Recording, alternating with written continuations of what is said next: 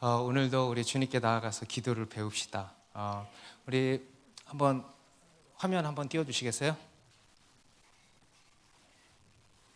이틀간 배운 거 한번 복습해 보겠습니다. 자, 우리가 기도의 자리로 나가서 제일 먼저 어떻게 기도해야 된다 그랬어요?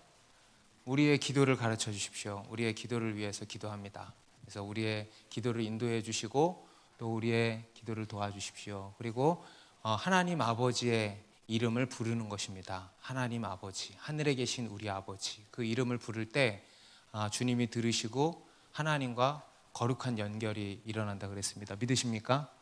네, 기도의 대상을 명확히 하는 겁니다. 그 다음 우리가 구할 것은 이름이 거룩히 여김을 받으시오며, 우리 기도의 이유입니다. 아멘입니까? 네, 우리 기도의 목적이고 목표입니다. 그래서 하나님의 이름이 거룩히 여김을 받으시기를 우리가 기도해야 됩니다. 그래서 우리 삶과 또 우리의 여러 문제를 통해서 하나님의 이름이 거룩히 여김을 받으시기를, 하나님의 이름의 영광이 나타나기를 구하고, 또 주님을 기뻐하고 찬양하고 감사할 때 하나님의 이름이 거룩히 여김을 받는다 그랬죠. 그래서 우리 기도의 자리에 나와서 주님을 기뻐하는 거예요. 그리고 찬양하고 감사하고, 그럴 때 또한 기도의 문이 열리는 줄 믿습니다. 그 다음 나라가 임하시오며, 우리가 구하는 총체라 그랬어요. 우리는 어떤 문제에서든지 간에 궁극적으로 이걸 구하는 겁니다. 하나님의 나라. 하나님이 예수 그리스도를 통해서 우리에게 주신 것도 하나님의 나라입니다. 하나님의 나라. 그래서 그 하나님의 나라를 이제 구하는 것이고, 특별히 우리 개인의 문제를 넘어서 우리 나라, 또 우리가 속한 교회, 한국 교회, 우리 더 사랑하는 교회, 우리 셀, 내가 속한 가정, 내가 속한 직장, 그 외의 여러 관계와 영역들 가운데 하나님의 나라가 임하기를 이제 기도해야 되고, 그 다음에 그것이 이제 구체적으로 뭐라 그랬어요? 뜻이 하늘에서 이루어진 것 같이 땅에서도 이루어지이다. 그래서 우리가 기도하는 것은 하나님의 뜻을 구하는 것이다. 나의 뜻을 이루는 게 아니고 하나님의 뜻을 이루는 게 기도다. 그래서 우리는 나의 원대로 마시고 아버지의 원대로 하옵소서, 이렇게 기도해야 된다 그랬죠. 그리고 그렇게 기도하는 이유는 하나님의 뜻이 최선이고 최고이니까. 믿습니까?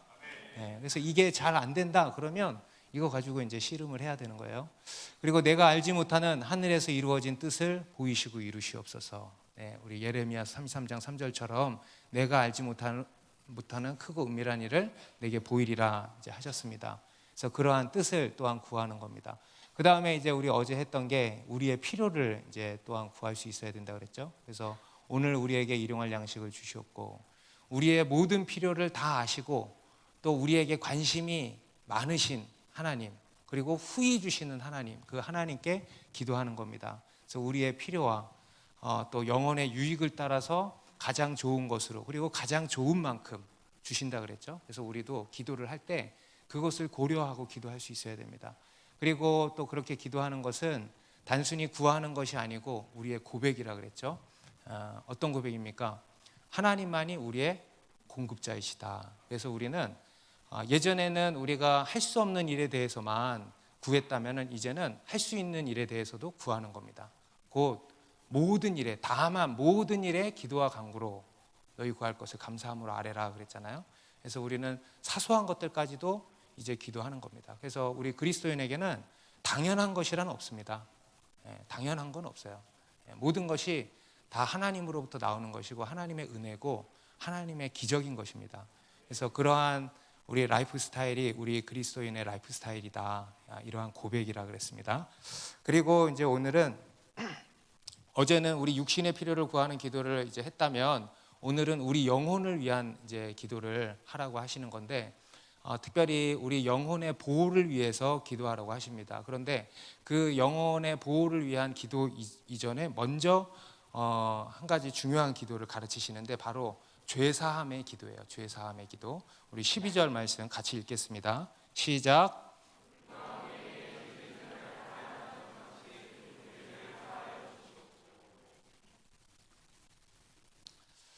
우리 죄를 사하여 주시었고 우리 죄를 용서해 주시기를 기도하라는 거죠. 죄사함의 기도를 하라는 겁니다. 다시 말해서 회개하는 기도를 이제 하라는 것이죠. 이 회개에 대해서는 우리가 또 때마침 지난 주일에 나누지 않았습니까? 하나님께서 우리에게 원하시는 것은 회개다. 하나님이 우리에게 원하시는 제사는 상한 심령이라 그랬잖아요. 그죠? 곧 회개를 원하시는 겁니다. 그래서 주님은 우리가 막 주님을 위해서 이것저것 뭐 해주시고 이게 아니고요. 이게 아니고 우리가 죄인됨을 깨닫고 하나님 앞에 나와 상한 심령으로 엎드리기를 원하신다는 거예요. 회개를 가장 원하시는 겁니다. 그래서 우리는 하나님 앞에 나아가 이제 회개해야 되는데 이 회개가 뭐냐? 우리 성경에서 말씀하는 회개는요 2가지 측면입니다. 우리가 해야 하는 회개는 2가지 측면의 회개가 있습니다. 먼저는 첫 번째는 우리 구원과 관련된 회개입니다. 매우 중요한 회개죠. 하나님을 떠난 아예 하나님을 모르는 상태로 그냥 세상을 향해서 살아가던 우리가 다시 하나님께로 돌이키는 그 회개를 얘기하는 겁니다. 그래서 우리 인생의 우리 일생 일대에 딱 한 번 있는 회개인 거예요. 딱 한 번 있는 회개. 그래서 하나님을 등지고 하나님을 모르고 그냥 하나님 없이 살던 삶에서 돌이켜서 다시 유턴하는 거예요. 하나님께로 유턴하는 거. 이 회개를 얘기하는 겁니다. 그래서 이것은 우리 일생일 때 딱 한 번 있는 회개. 더 이상 할 필요도 없고 또 할 수도 없어요. 더 이상 할 수도 없는 이 회개가 있겠고, 그리고 이제 이 자리에 계신 여러분들은 이 회개는 다 된 거죠, 그죠? 그리고 이제 2번째로 해야 할 회개가 있어요. 그게 뭐냐면 우리가 회개함으로 하나님께로 삶을 돌이키고 나면 그때부터 시작되는 매일의 삶 가운데 시작되는 회개가 있습니다. 하나님께로 삶을 돌이켜서 하나님의 자녀가 됐죠. 그래서 하나님의 자녀된 우리가 하나님 아버지께 매일 죄의 용서를 구하는 회개를 이야기하는 겁니다. 그래서 예전에는 우리가 예수 믿기 전에는 하나님의 자녀 되기 전에는 죄를 인식을 못하니까 회개를 해야 되는지 이런 생각조차도 안 들었잖아요. 그런데 이제는 예수를 믿고 하나님의 자녀가 이제 되었기 때문에 죄를 인식하게 되고 그래서 그때부터 그냥 회개가 되는 거예요. 그래서 회개가 그냥 터져 나오는 겁니다. 매일매일의 삶 가운데. 그래서 내 그냥 여러 연약함들, 예전에 발견하지 못했던 여러 연약함들, 그런 여러 죄악의 문제들, 그리고 또 우리가 죄를 도망가는 삶을 죽어라 살지만 여전히 넘어지고 실수하고 이렇게 하면서 짓게 되는 죄들 많잖아요. 그러니까 이런 것들에 대한 회개. 그래서 이 2가지 측면의 이제 회개가 있는데 이 12절의 기도가 바로 이 후자의 회개입니다. 이러한 회개를 하라고 이제 가르치신 거죠. 그럼 이러한 회개는 뭔가 어떻게 하는 건가? 진정한 회개란 뭔가? 우리 주일날에도 이제 나눴죠. 다시 한번 나누면 이제 총 4가지로 정리를 했습니다. 첫 번째 회개란 뭐라 그랬어요? 죄를 깨닫는 거. 나 다 까먹었을 줄 알았는데 고마워요. 죄를 깨닫는 게 회개라 그랬죠. 이게 제일 중요해요. 죄를 깨닫지 못하면 회개가 이루어질 수가 없어요. 그래서 회개는 첫 번째로 죄를 깨닫는 겁니다. 그래서 죄를 깨달음으로 회개가 시작되는 겁니다. 그래서 죄를 깨닫고 죄 때문에 찔림을 받고 마음이 찢어지고 애통함을 갖는 겁니다. 그게 이제 회개예요. 그리고 이것은 정확히 말하면 우리가 죄를 깨닫는 것이기도 하지만 더 정확히 말하면 죄가 깨달아지는 것이다 그랬죠. 죄가 깨달아지는 것. 그래서 이 회개도 하나님의 은혜가 있어야 된다. 이런 이야기를 했습니다. 하나님의 은혜가 있어야 된다. 그런데 또 어떤 면에서 보면은 우리가 이렇게 죄가 깨달아지는 것은요, 하나님 앞에 나아간 자로서 지극히 자연스러운 일이라고 할 수 있습니다. 왜냐하면 거룩하신 그 하나님 앞에 죄인된 우리가 나아가면 어떤 일이 벌어지겠습니까? 제일 먼저 우리가 하나님 앞에 나아가면 그냥 주님 너무 좋아요 막 이렇게 했어요. 그러면서 막 주님께 가서 안기겠습니까? 그렇지 않고 우리가 죄인된 우리가 거룩하신 하나님을 만나고 하나님 앞에 가까이 나아가면 먼저는 굉장히 두렵게 됩니다. 그 하나님을 두려워하게 돼요. 그것을 이제 신적 두려움이라 그럽니다. 다른 말로는 하나님을 경외하는 마음을 갖게 된다는 겁니다. 하나님, 크고 두려우신 하나님 앞에 나아가면 우리의 마음이 두렵고 떨리게 된다는 거예요. 그것을 하나님을 경외하는 마음이라 그럽니다. 우리 신명기 10장 17절에 보면 너희의 하나님 여호와는 신 가운데 신이시며 주 가운데 주시오 크고 능하시며 두려우신 하나님이시라. 성경은 우리 하나님에 대해서 사랑의 하나님, 자비의 하나님, 인자가 풍성하신 하나님, 뭐 이렇게도 소개를 하지만 뭐라고 소개하시냐면 크고 능하시며 두려우신 하나님이시다. 여러분 아멘입니까?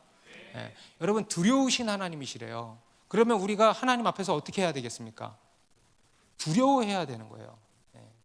여러분 우리 그리스도인이 우리가 이 세상에서 두려워할 분은 오직 하나님 한 분뿐입니다.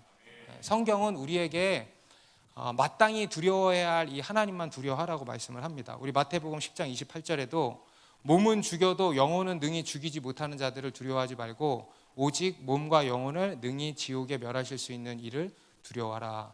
마땅히 두려워할 대상은 오직 하나님 한 분뿐이다 이거죠. 하나님만을 두려워해라. 하나님만을 경외해라. 하나님을 경외하는 마음을 가지라. 그렇게 말씀을 하고 있어요. 자, 그리고 우리가 이 하나님을 경외하는 마음을 갖게 된다. 그러면 어떤 일이 벌어지는가?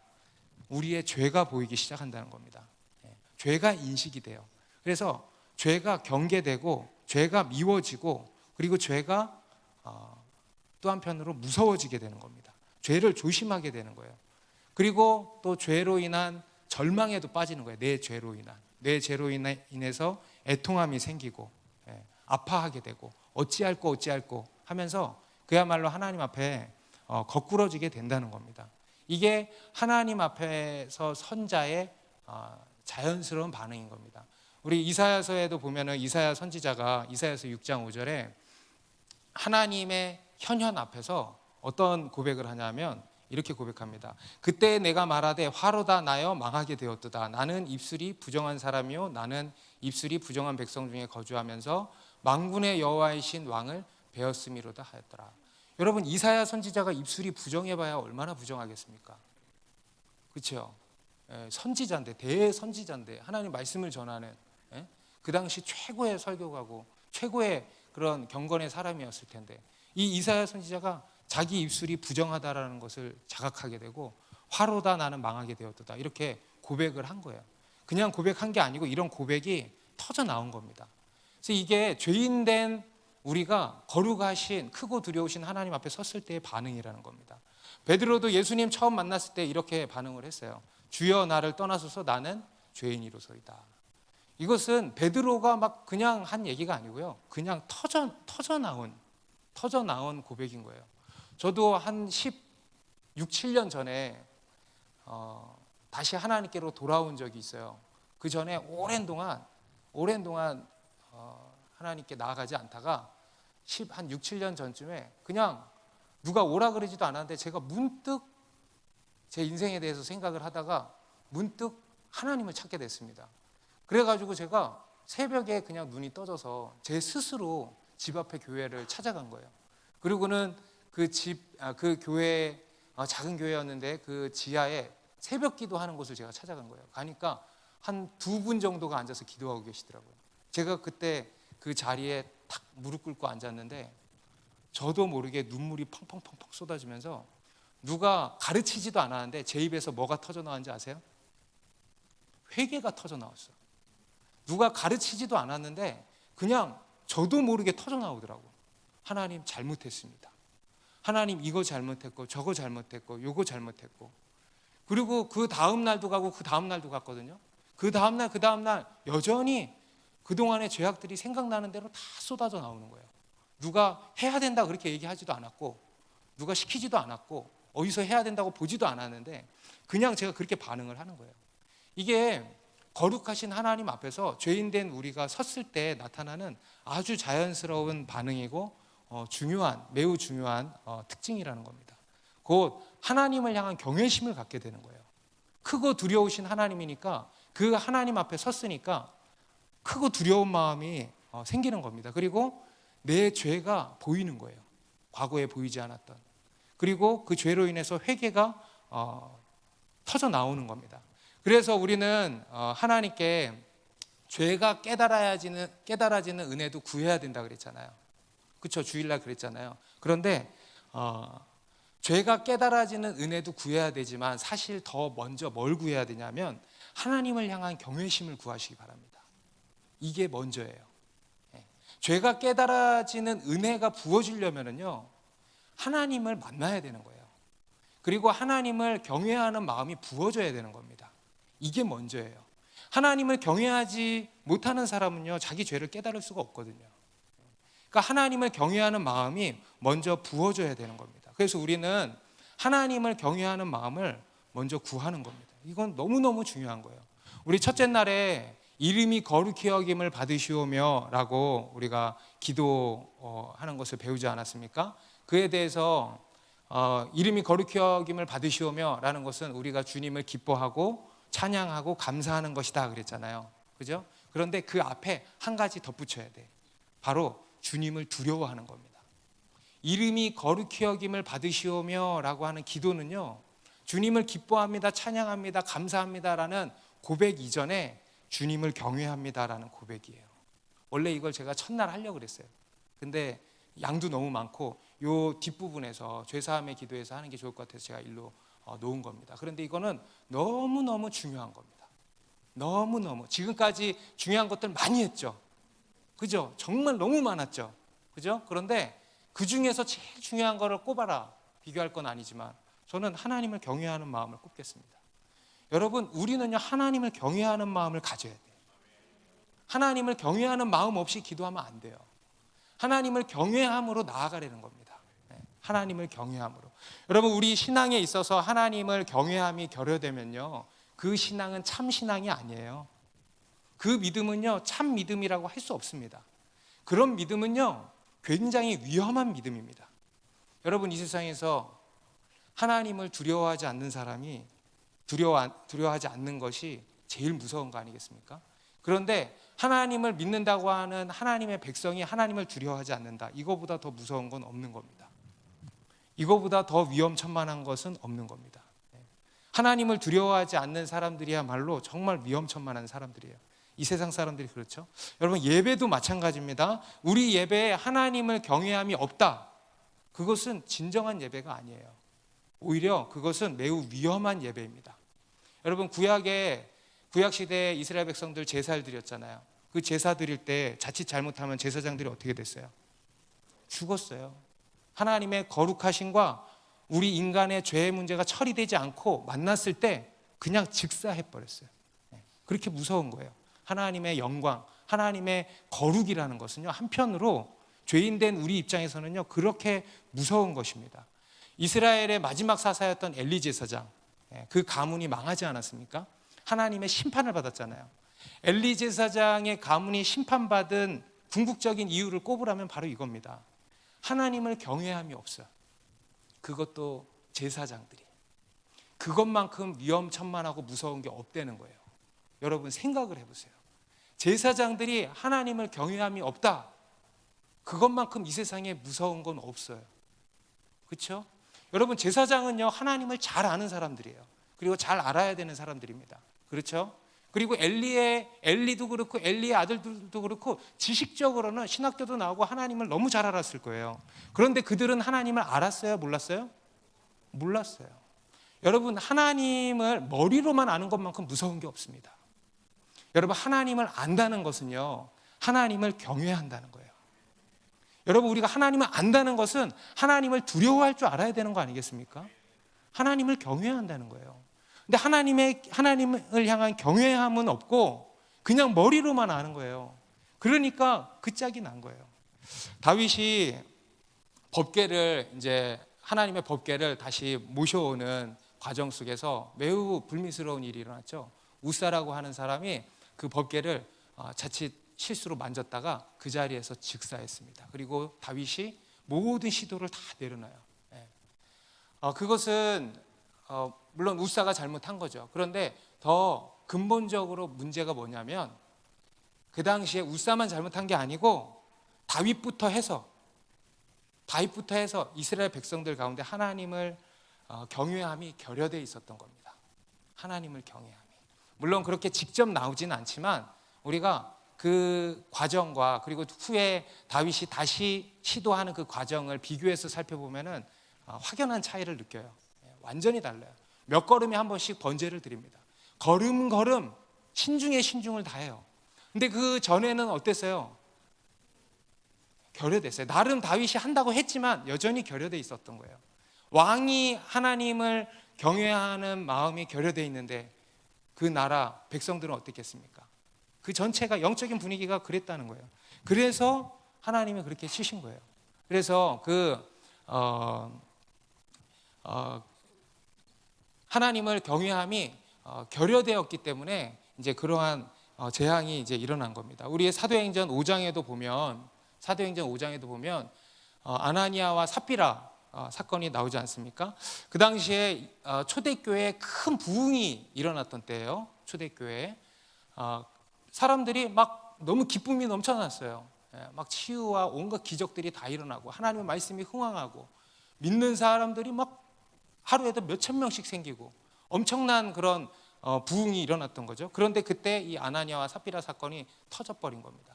이것은 아나니아와 삽비라 그들의 죄로 인한 심판이기도 하지만 또 더 크게 우리에게 주시는 메시지가 있습니다. 그게 뭐냐면요, 그 기쁨이 가득한 부흥의 때에 하나님을 경외함이 없으니까 하나님이 그것을 보여주신 거예요. 하나님을 경외함도 같이 있어야 된다는 겁니다. 예배 가운데, 교회 가운데, 우리의 신앙 가운데, 우리의 기도도 마찬가지입니다. 여러분, 우리 기도에는요, 하나님을 경외함이 있어야 돼요. 하나님을 두렵고 떨림으로 나아가야 되는 거예요. 이게 오늘 메시지의 핵심인 것 같아요. 핵심. 아니, 목사님, 하나님을 기뻐하라고 하셨으면서 하나님을 또 두려워하라는 거, 그게 어떻게 돼요? 근데 여러분, 돼요. 왜냐하면 성경에서 그렇게 말씀을 하고 있어요. 시편 2편 11절 같이 읽겠습니다. 시작.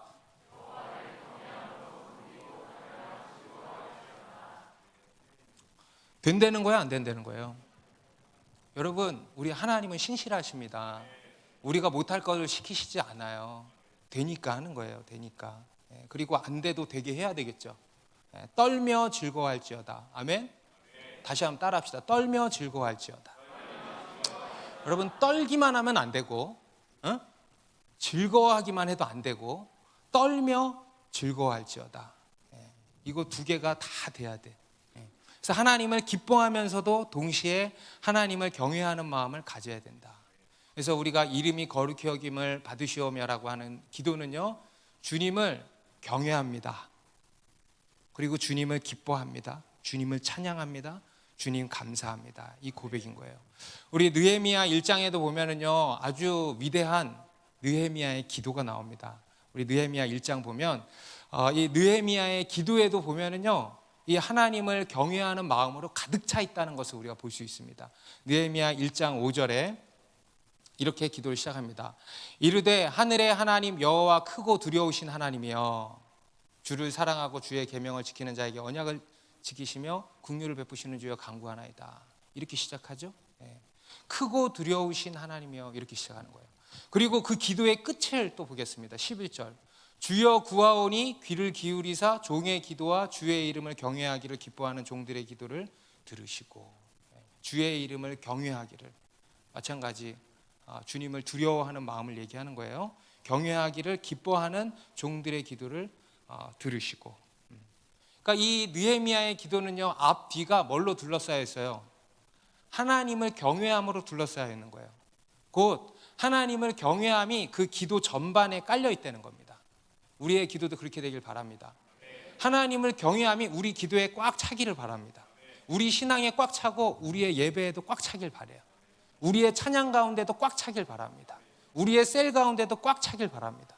이 느헤미야의 기도에는 이 하나님을 경외함이 꽉 차 있었어요.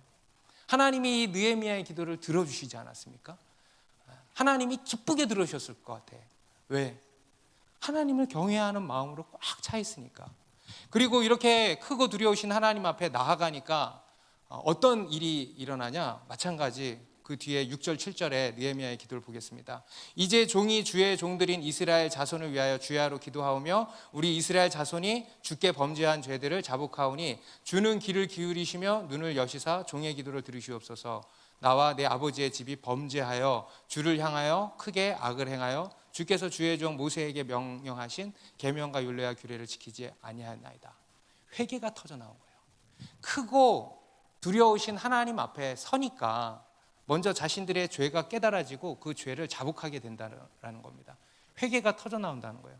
그래서 우리는 기도할 때 하나님을 기뻐하고 찬양하고 감사하지만 동시에 먼저는 하나님을 경외함으로 나아가야 된다는 겁니다. 이게 이름이 거룩히 여김을 받으시오며라는 기도입니다.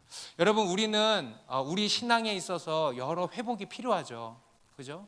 그런데 그 무엇보다 뭐가 회복되어야 하는가 하면 하나님을 경외하는 마음이 회복돼야 돼요. 이게 먼저입니다. 특히 오늘날 우리 그리스도인들을 보면은요, 이게 정말 많이 결여된 것 같아요. 제가 다 판단할 수 있는 것은 아니지만은 저 자신도 그렇고 또 다른 우리 젊은 세대, 기성세대, 우리 부모님 세대 분들의 신앙 외에 그 다음 세대의 신앙을 들여다보면요, 이 하나님을 경외함이 너무 결여돼 있다, 이런 생각이 들 때가 많아요.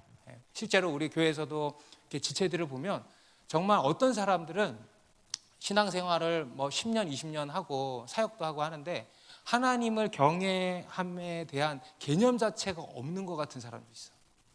정말 하나님을 경외함에 대한 개념이 있나? 늘 기쁘기만 해. 보면 해맑고 화기애애하고 다 있어. 근데 하나님을 경외함이 없어요. 하나님을 두려워하는 마음이 없어요. 그거에 대한 아예 개념 자체가 없는 것 같아요. 여러분, 그것은요, 뭐가 문제냐면 그것은 강단이 문제인 거예요. 사실 제가 문제인 거예요. 그거를 가르치지 않았기 때문에. 그렇죠? 여러분, 오늘날 예배를 보면은요, 하나님을 경외함이 얼마나 이렇게 결여되어 있는지 모릅니다. 여러분, 우리는 단순히 예배가 회복돼야 될 것이 아니고요, 하나님을 경외함이 먼저 회복돼야 될 것 같아요. 단순히 기도가 회복돼야 될 것이 아니고 하나님을 경외함이 먼저 회복돼야 된다는 겁니다. 하나님을 경외함이 없어요. 그냥 지성주의에 빠져서 머리로만 믿고, 그리고 하나님을 논하고, 머리로만 생각하고 하나님을 논해요. 우리 코로나 팬데믹 동안 예배를 얼마나 많이 논했습니까? 그런데 이 예배를 논하는 사람들 중에 보면은 정말 하나님을 두려워하나? 라는 생각이 들 때가 많아요. 성경을 막 가지고 논하는데 그 안에 하나님을 경외함이 느껴지질 않는다는 거예요. 어떻게 예배를 저렇게 쉽게 논할 수 있지? 어떻게 이렇게 쉽게 온라인 예배 드리면 돼 라고 쉽게 얘기할 수 있지? 어떻게 쉽게 얘기할 수 있지? 저렇게 쉽게 얘기할 수 있지? 하나님에 대해서 어떻게 저렇게 쉽게 얘기하지? 어떻게 저렇게 쉽게 결정 내리지? 떳떳이 성경적으로 라고 하면서 이야기를 하는데 그 안에 뭐가 없다는 거예요? 하나님을 경외함이 없다는 거예요. 이게 굉장히 위험한 신앙이라는 겁니다. 여러분, 이게 엘리의 아들들의 신앙 아니었겠습니까? 그래서 여러분, 우리는 은혜 중에 최고의 은혜, 죄가 깨달아지는 은혜를 구해야 됩니다. 그런데 그것을 구하는 본질이 뭐냐면 하나님을 경외함을 구하는 거예요. 하나님을 경외하는 마음을 구하시기 바랍니다. 하나님을 이런 마음이 안 들면 구하라는 거예요. 이런 마음이 안 들면 하나님을 두려워할 줄 알게 해주십시오 라고 구하라는 겁니다. 그리고 이제 두 번째로 회개란 뭐냐? 죄가 깨달았으면 그 죄를 어떻게 해야 돼? 자복해야 돼.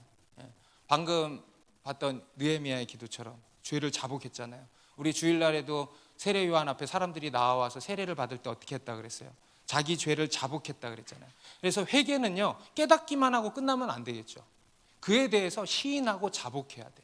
하나님 앞에서 자복하고 때로는 효력 있게 빛 가운데 드러내야 돼요. 공동체 가운데 자백해야 돼요. 셀 가운데. 그래서 공동체라는 게 있는 거예요. 하나님이 우리에게 공동체를 주신 이유 중에 하나가 뭐냐면 우리로 하여금 빛 가운데서 살도록 하신 겁니다. 우리의 연약함, 우리의 죄, 이것을 오픈하는 거예요. 그래서 이것이 잘 오픈되는 공동체가 이제 건강한 공동체죠. 그리고 그게 능력 있는 공동체예요. 죄는 빛 가운데 나오면 바로 힘을 잃어버립니다. 그래서 고백하는 거예요. 물론 이에 있어서도 지혜가 필요하겠죠. 분별이 필요하겠죠. 어떤 죄에 대해서는요, 어떤 심각한 죄에 대해서는 바로 공동체에다 터뜨리면 안 돼. 그런 거는 영적 지도자에게 이야기를 하고 지도를 받아야 됩니다. 그리고 일단 먼저 영적 지도자에게 이야기하는 거예요. 그래서 저에게 이제 와도 되고 목자를 통해서 이야기를 해도 되고, 그리고 이제 뭐 그런 것들이 아니다 내가 생각했을 때 그런 것들은 이제 셀에서 오픈하고, 또 어떤 부분은 나에게 해야 되겠다, 저한테 해야 되겠다 하면은 오셔서 이제 해도 되는 겁니다. 그러니까 그런 식으로 죄를 자복하는 거예요. 그게 회개입니다. 그리고 세 번째로 회개란 자복만 하면 안 되고 그 죄에서 돌이켜야 된다 그랬죠. 이제 여러분 회개에 대해서 좀 감이 오십니까? 죄에 대해서 돌이키는 거예요. 죄를 깨닫고 자복하기만 하면 안 되고 그 죄에서 돌이켜야 돼. 여러분, 우리 예수 믿는 사람은 여전히 죄인이지만 어떤 죄인이라 그랬어요? 죄로부터 도망치는 죄인. 과거에 예수 믿기 전에는 죄를 좋아하고 죄를 따라가고 죄를 즐기는 죄인이었다면, 이제 예수 믿은 우리는 죄로부터 도망가는 죄인이라 그랬잖아요. 죄로부터 죽어라 도망가는 거예요. 죽어라. 그래서 죄에서 돌이키는 겁니다. 그게 이제 회개고, 또 마지막 네 번째로 진정한 회개는 뭐냐면, 진정한 회개에는 뭐가 따른다? 열매, 합당한 열매가 따른다. 여러분, 우리가 죄에서 열심히 도망가는 삶을 살아요. 그런데 열매가 하나도 안 맺혀. 그럴 수 있을까 없을까? 없어요. 예전에 어떤 목사님이 그런 비유로 설명을 해주신 게 있어요. 그분이 고등학교 때인가 중학교 때까지 축구 선수였어요. 그래서 축구를 되게 잘하시는데 자기가 중학교 때인가 이제 축구 연습을 하는데 그 킥 연습을 하는데 형들은 킥을 차면은 뻥뻥 이렇게 날아가는데 자기는 그게 안 되더래. 그래서 정말 그렇게 되고 싶어가지고 죽어라 연습을 했대요. 근데 이제 그게 되려면 여기 근육도 탁 키워줘야 되고 이렇게 조건이 갖춰져야 된대. 근데 이렇게 계속 차면은 무조건 땅으로 떼굴떼굴 굴러가는 거야. 차면 떼굴떼굴 굴러가고. 그런데 계속 차니까 언젠가 뻥 뜨더래. 그리고 그 다음부터는 계속 땅으로 이제 못 차겠더래. 계속 떠가지고. 그러면서 회개에 대한 합당한 열매 이렇게 맺히는구나. 여러분, 우리가 자빠지죠? 그럼 어떻게 해요? 또 일어나죠. 또 자빠지죠. 또 일어나죠. 자빠지죠. 또 일어나죠. 다람쥐 쳇바퀴 같지만 실제로 보면은요, 점점 넘어지는 횟수가 줄어들고 그러다가 나중에 어떻게 돼요? 그 죄로부터 자유해지는 거예요. 그러면서 열매가 탁탁 맺어가는 겁니다. 아멘입니까? 그러니까 이러한 합당한 열매가 수반이 된다는 겁니다. 참된 회개에는. 그래서 이게 이제 참된 회개고, 이 회개를 하려는 거예요. 매일 하나님 앞에 나아가서 자기 죄를 고백하는 겁니다. 그리고 죄 사함을 구하는 겁니다. 그런데 이제 이 12절에 보니까 이에 있어서 한 가지 우리가 기억해야 할 중요한 것이 있어요. 우리가 하나님의 자녀로서 아버지께 나아가서 죄 용서를 구하기 위해서는 한 가지 전제 조건이 있어요. 여러분, 우리가 회개하고 하나님의 자녀가 되는 이 중요한 회개는 조건이 있어요, 없어요? 조건이 있긴 있지. 예수 믿는 거, 그렇죠? 예수 믿는 거 외에 조건이 있어요, 없어요? 없죠. 그래서 하나님의 은혜예요. 조건이 없어요. 우리가 하나님의 자녀가 되는 권세는요, 오직 믿음으로 되는 겁니다. 그런데 그 회개 말고 지금 이 회개는 다른 회개예요. 하나님의 자녀로서 하나님 아버지께 매일 죄 용서를 구하는 거. 우리 자녀들이 부모에게 죄 용서를 매일 구하잖아요. 용서해 주세요, 잘못했어요 구하잖아요.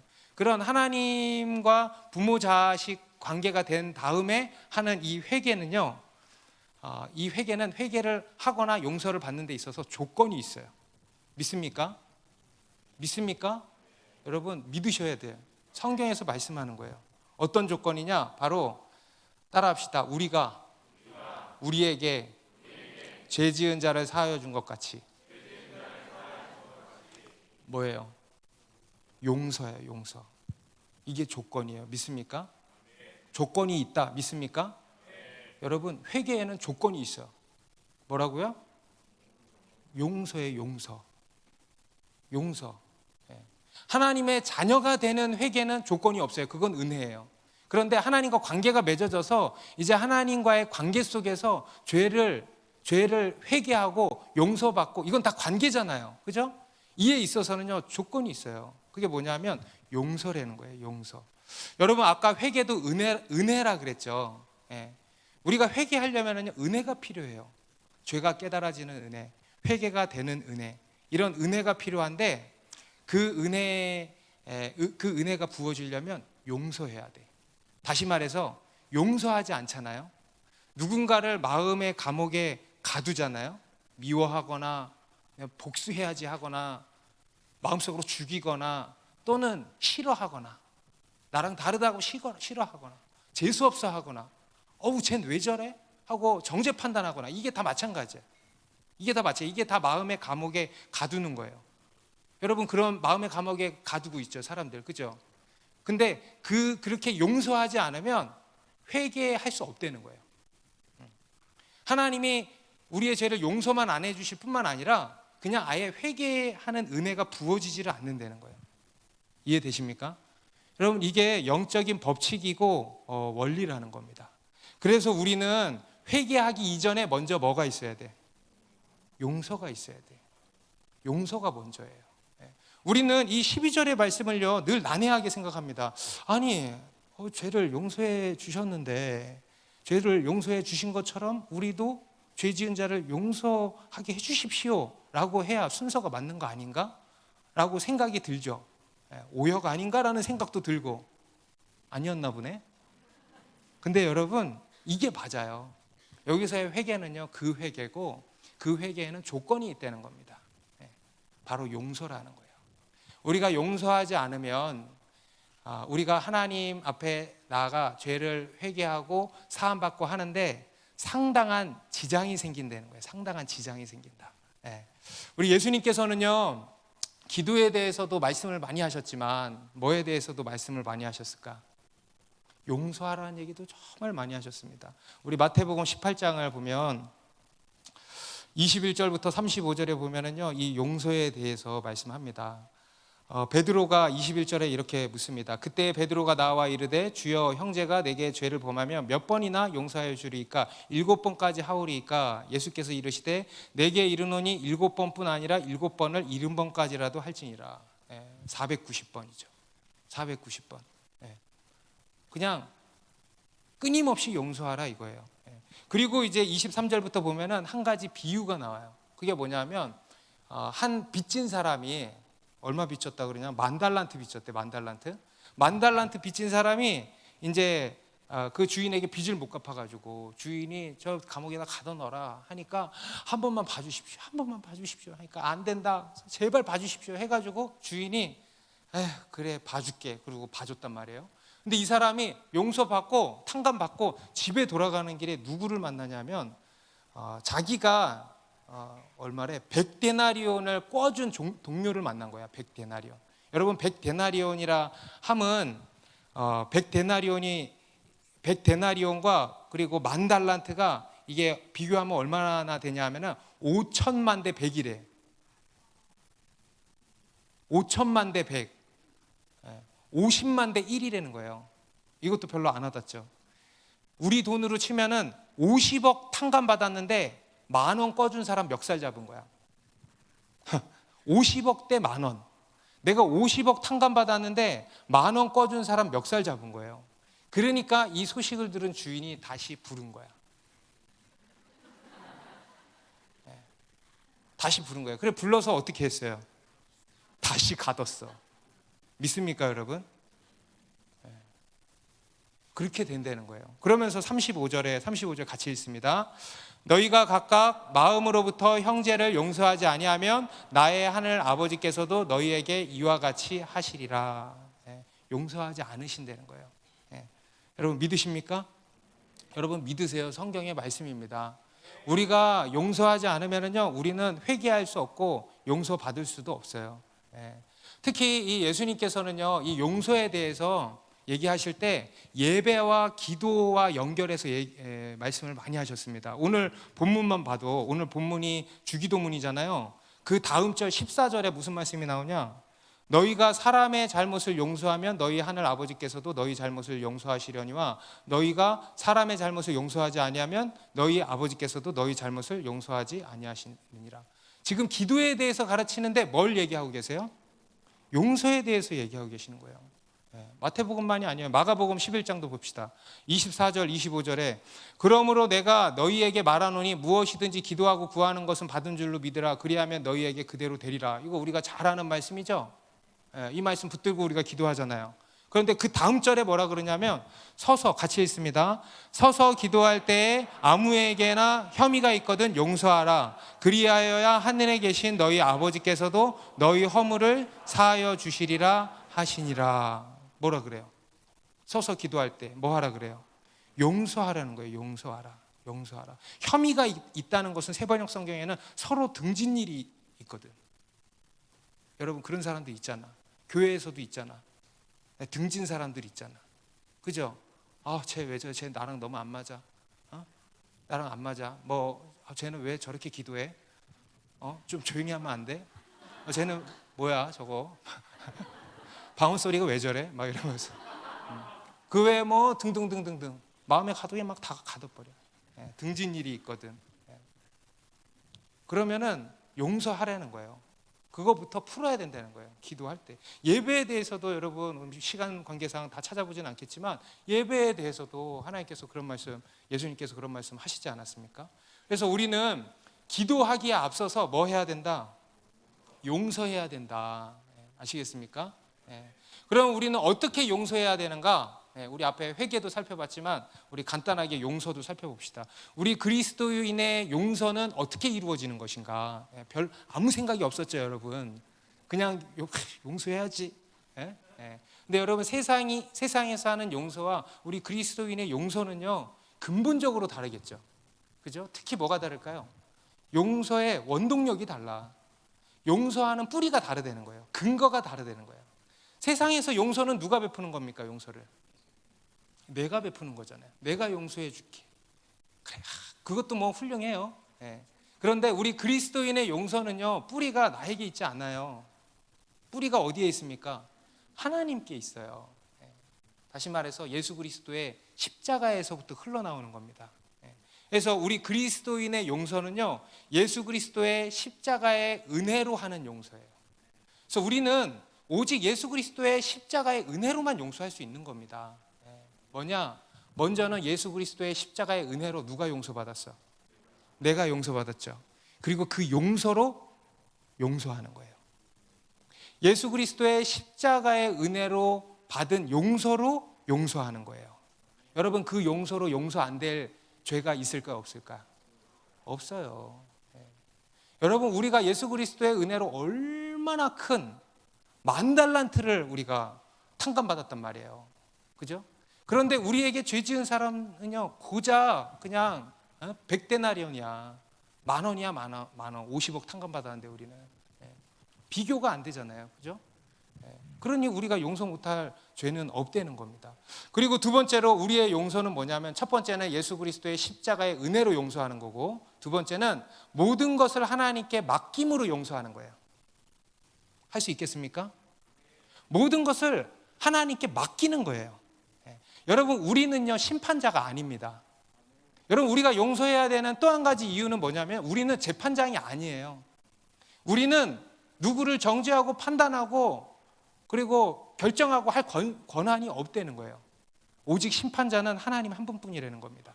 오직 재판장은 하나님 한 분뿐이라는 겁니다. 여러분 우리도 세상 관계에서 문제가 안 풀리면은 어떻게 합니까?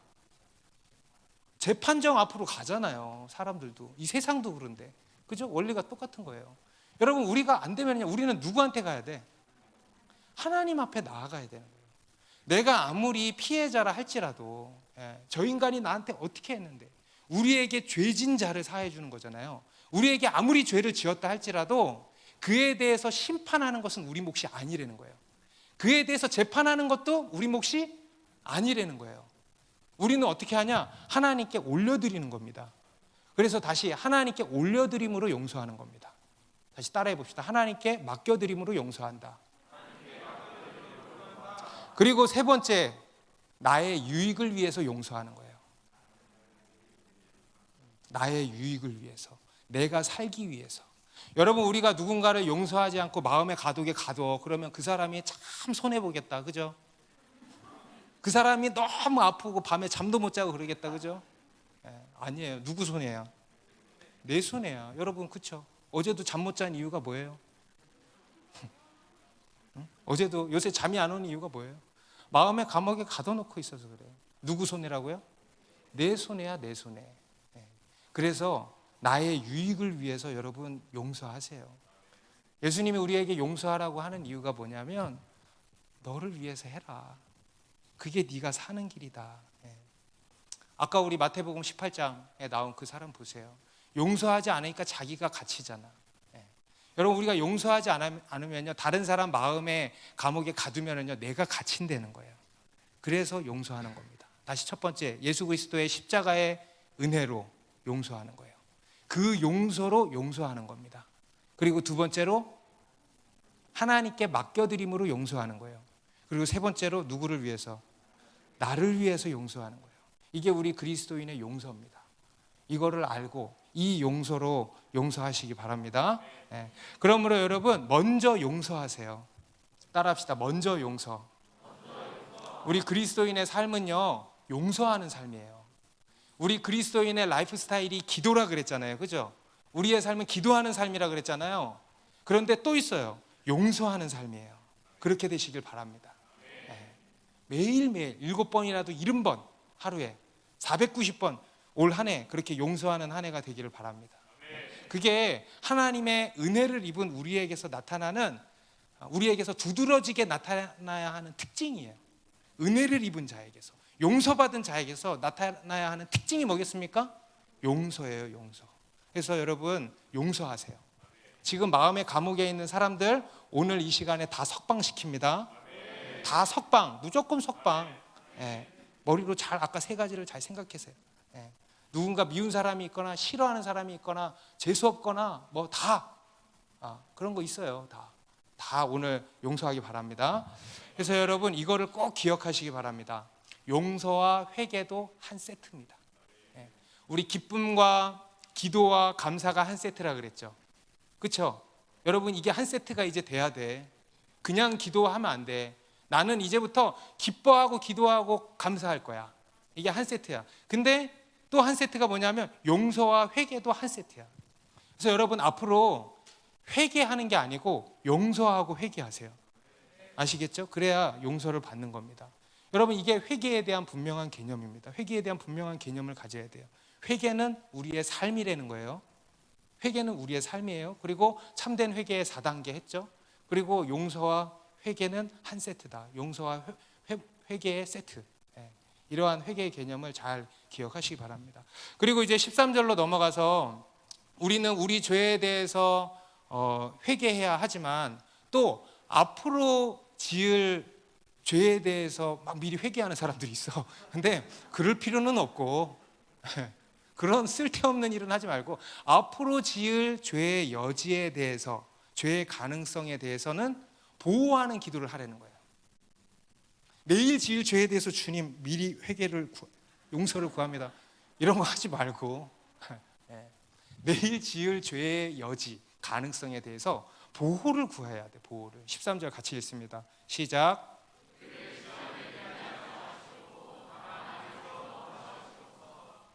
네, 주님이 가르쳐 주신 마지막 기도입니다. 이것도 매우 중요한 기도죠. 우리 뒤에 나오는 이 세상의 여러 악에 대해서 우리를 구해 주시기 이제 기도하라고 하는데 그에 앞서서 먼저 기도해야 될 게 뭐냐면 시험에 들지 말도록 기도하라는 겁니다. 다시 말해서 죄로부터 보호해 주시길 기도해야 된다는 거예요. 죄의 유혹으로부터 보호해 주시길. 여러분 이 세상에서 우리가 가장 두려워해야 할 분은 하나님 한 분뿐이라 그랬습니다. 우리가 하나님을 두려워한다면 뭐도 무서워해야 되냐? 죄를 무서워해야 돼. 죄 짓는 거를 무서워해야 돼. 하나님 두려워하는 사람은요 죄 짓는 거를 무서워하게 돼 있습니다. 우리 조이 도슨이라고 하는 분이 하나님을 경외하는 마음이라는 책을 썼는데 거기에 보면 하나님을 경외하는 마음은 이퀄 죄를 미워하는 마음이다. 이렇게 이야기를 했어요. 그것과 같은 거라는 거예요. 하나님을 경외하면은요 죄를 미워하게 돼 있고 죄를 경계하게 돼 있고 죄를 무서워하게 돼 있고 죄로부터 그 삶이 열심히 도망가는 삶을 살게 돼 있다는 겁니다. 그리고 그것을 위해서 기도하게 된다는 거예요. 여러분 다니엘이 바벨론으로 끌려오는 내내 어떤 기도했다 그랬어요? 바벨론에서 자기를 어떻게 하면 더럽히지 않을까? 시험에 들지 않기를 기도한 거예요. 다른 거 나 좀 살려주세요. 하나님 나 가서 뭐라도 좀 되게 해주세요. 왕의 총애를 받게 해주세요. 이런 거 기도한 게 아니고 어떻게 하면 나를 더럽히지 않을 수 있을까? 하나님 보호해 주시고 어떻게 해야 될지 지혜를 주십시오. 거룩하게 살 수 있게 해주십시오. 이거를 기도했다는 거 아니겠습니까? 그래서 우리 그리스도인은요 이런 기도를 해야 되는 거예요. 시험에 들지 않기를 기도하는 겁니다. 어떤 사람이 우리의 인생은요 지뢰밭과 같다 그랬대요. 지뢰밭 진짜 그렇죠. 언제 어디서 무슨 일이 터질지 모르니까 이제 지뢰밭이라고 한 것 같아요. 여기서 이제 지뢰밭은 뭐 여러 의미의 지뢰밭도 있겠죠. 그런데 우리 그리스도인에게는요 이런 지뢰밭이죠. 죄의 지뢰밭. 죄의 문제가 여러분 언제 어디서 터질지 압니까? 모르잖아요. 그죠? 저도 언제 어디서 죄 짓게 될지 모르는 거잖아요. 늘 죄의 유혹이 도사리고 있다는 거예요. 그런 죄의 덫이 우리 앞에 막 놓여 있다는 거예요. 그 지뢰밭이라는 거예요. 그렇기 때문에 기도하는 거예요. 그로부터 보호해 주십시오. 시험에 들지 않게 해 주십시오. 우리 인간에게 찾아오는 시험은 이제 두 가지입니다. 우리 아까 회개도 두 가지였는데 성경에서 말씀하는 시험도 두 가지예요. 첫 번째 시험은 뭐냐면 하나님이 하시는 시험이 있어요. 이 시험을 두고도 기도해야 될 것 같아요. 이 시험은 하나님이 하시는 거니까 선한 것이겠죠. 우리 하나님은 선하시기 때문에 하시는 모든 일이 다 선하십니다. 믿습니까 여러분? 그래서 하나님이 하시는 시험도 선한 거예요. 우리의 성장과 유익을 위해서 하는 시험이에요. 이러한 시험이 있고 이제 두 번째 시험이 뭐냐면 사탄이 하는 시험이 있습니다. 영어로는 템테이션이라고 할 수 있겠죠. 유혹이에요, 유혹. 이것은 매우 악한 것입니다. 우리를 위한 게 아니고요. 우리를 죽이기 위해서, 우리를 넘어뜨리고 멸망시키려고 하는 시험이에요. 여러분 우리는 하나님이 계신 것을 믿습니다. 그러면 동시에 사탄이 있는 것도 믿어야 돼요. 사탄도 관념이 아니고 실체라는 것을 믿어야 됩니다. 여러분 악이라는 것은요 단순한 현상이 아닙니다.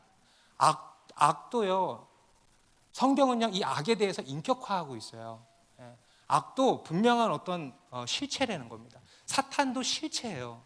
그리고 그 사탄은 어떤 존재냐면 시험하는 자예요. 성경은 그렇게 말씀하고 있어요. 우리 마태복음 4장에서도 예수님께 사탄이 나와 시험할 때 사탄이라고 하지 않고 시험하는 자라고 표현을 했어요. 그래서 사탄은 시험하는 자 또는 유혹하는 자 이렇게 이제 정의를 내리고 있습니다. 창세기 3장에서부터 시작해가지고 아담과 하와부터 시험하기 시작해가지고 내내 이 세상에서 계속 시험하죠. 지금 오늘날 지금 이 순간까지 끊임없이 사람들을 또 믿는 우리 그리스도인들을 계속 미혹하고 유혹하고 시험을 하고 있습니다. 심지어 이 사탄은요 예수님도 시험했어요. 그죠? 예수님도 넘어뜨리게 하려고. 대표적인 게 마태복음 4장에 나오지만 거기만 나오는 게 아니고요. 내내 예수님이 이 땅에서 사시는 동안 예수님을 따라다니면서 계속 시험하셨어요. 군중 가운데 끼어들어가지고 시험하고 또 귀신을 통해서도 시험하고 또 지독하게 그 수제자 베드로를 통해서도 시험하잖아. 예수님 십자가 지시면 안 됩니다. 그때 예수님이 뭐라 그러셨어요? 사탄아 그랬잖아요. 베드로가 얼마나 상처받았을까? 베드로에게 한 게 아니고 베드로 배후에서 역사하는 사탄에게 물러가라 선포하신 거예요. 예수님을 넘어뜨리려고 시험한 거죠. 예수님은 모든 시험을 다 이기셨습니다. 예수님이 하신 일이 또한 그거예요.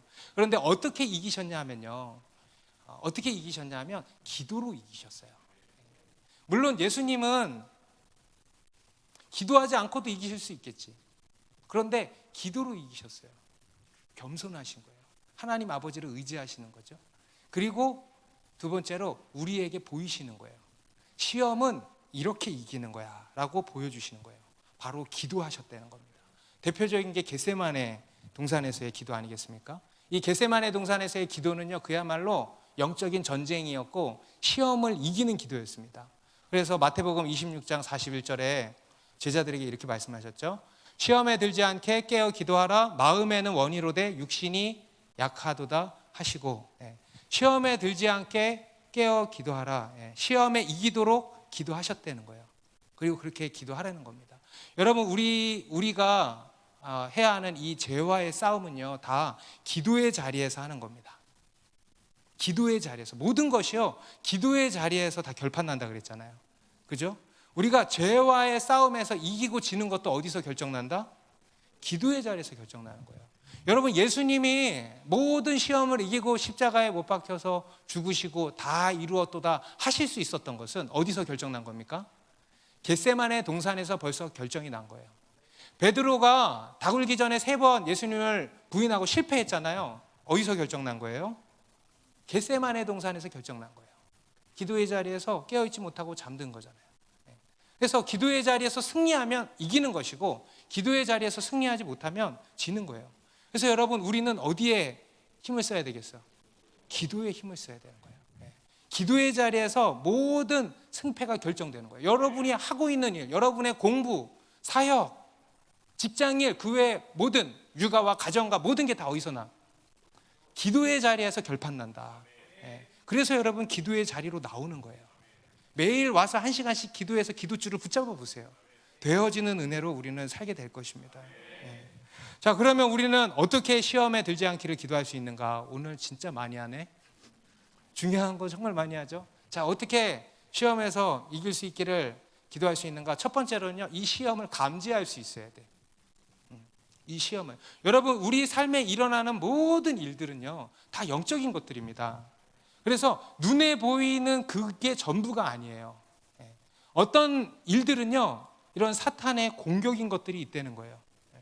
신령 기도에 와야 되는데 갑자기 무슨 일 생겨. 신령 기도에 나와야 되는데 갑자기 차 사고 나. 갑자기 부부싸움에, 하필 신령 기도에 나와야 되는데, 이런 것들 사탄의 시험일 수 있다는 겁니다. 이런 것들을 우리가 잘 분별할 수 있어야 된다는 거예요. 영적인 촉이 있어야 된다는 거죠. 다시 말해서 깨어 있어야 돼. 그래서 먼저는 기도해야 돼. 그냥 기도해서 이 사탄의 계략을 우리가 감지할 수 있어야 됩니다. 분별할 수 있어야 돼요. 그리고 두 번째로, 이 시험을 감지했다 그러면 어떻게 하냐?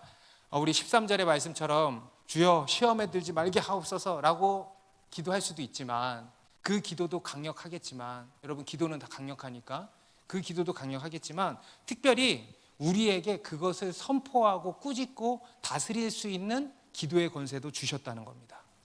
여기에 뭐 나오는 것은 아니지만 우리 예수님도 그렇게 기도하셨고요, 또 제자들도 그렇게 기도했어요. 그러면 오늘날 우리도 그렇게 기도할 수 있다는 거잖아요. 그죠? 우리 누가복음 10장 19절에 보면 같이 읽겠습니다. 내가 너희에게 뱀과 정갈을 밟으며 원수의 모든 능력을 제어할 권능을 주었으니 너희를 해칠 자가 결코 없으리라. 여러분 믿으십니까?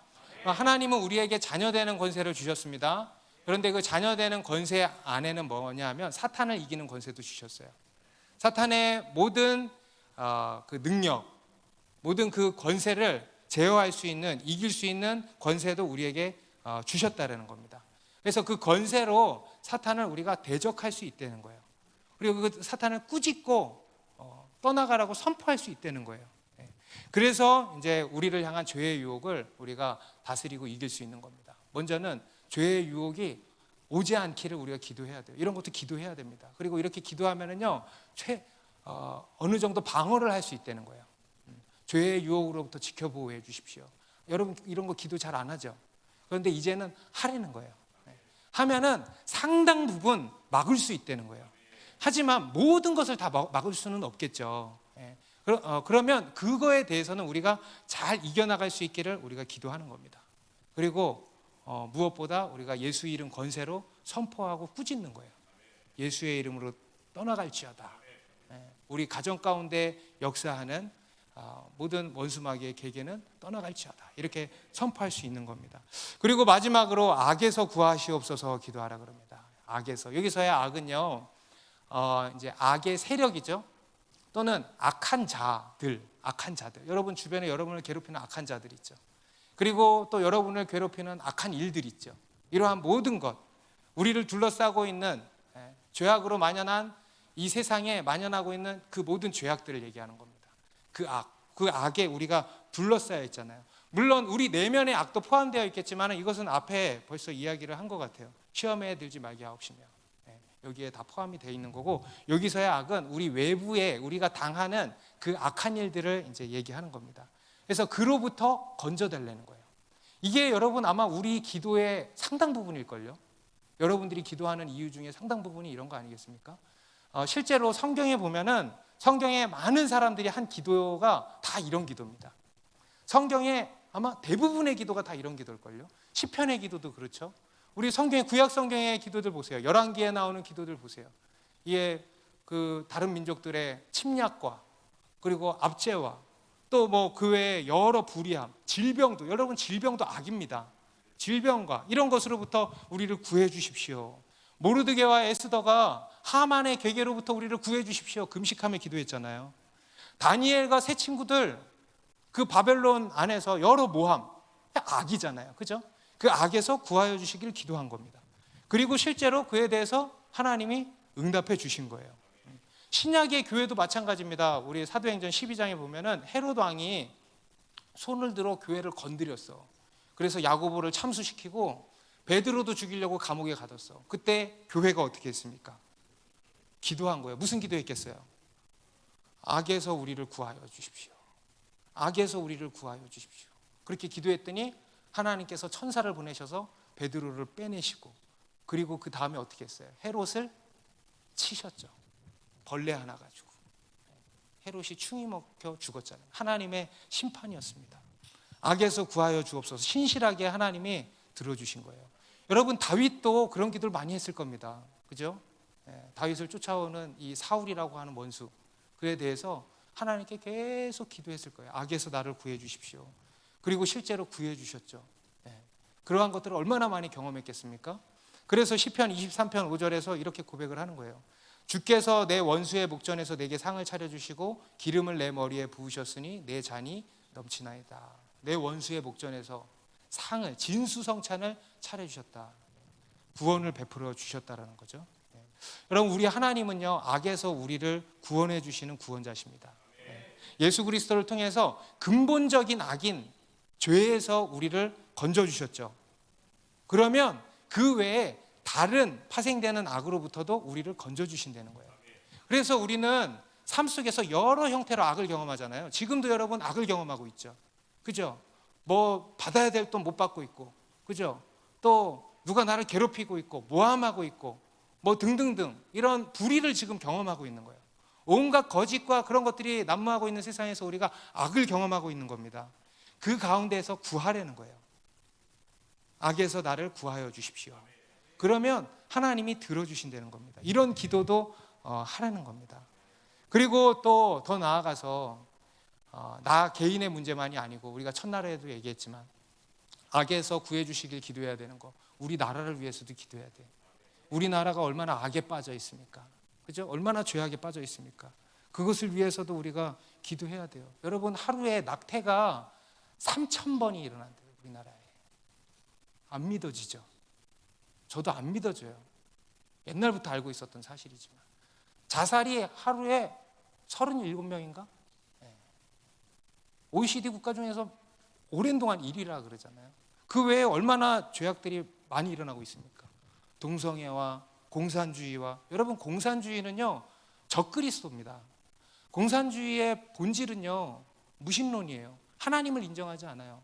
하나님을 대적하는 게 공산주의예요. 우리는 그렇게 영적으로 이해를 할 수 있어야 돼요. 교회를 말살하려는 세력들, 뭐 옛날부터 있었죠.